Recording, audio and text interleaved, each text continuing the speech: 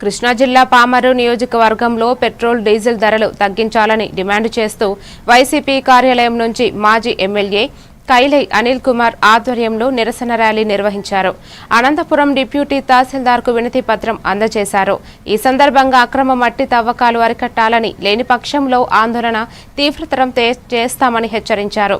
CM Nara Chandrababu Naidu, MLA Kumar రాజాపై కూడా కైలై అనిల్ కుమార్ విమర్శలు గుప్పించారు.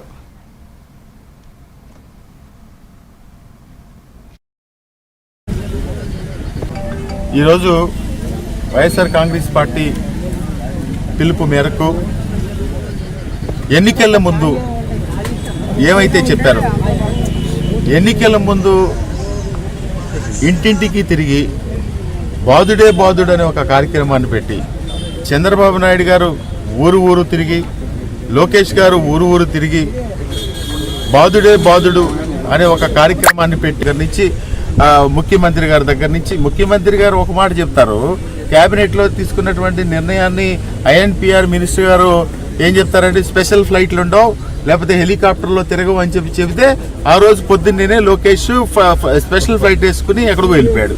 చంద్రబాబు నాయుడు గారు ఎక్కడికో స్పెషల్ ఫ్లైట్ వేసుకుని ఎక్కడికో వెళ్ళిపోయాడు. అంటే ఇదంతా కూడా ప్రజల్ని మోసం చేసే కార్యక్రమాన్ని ఈ విధంగా చేపడతా ఉన్నారు.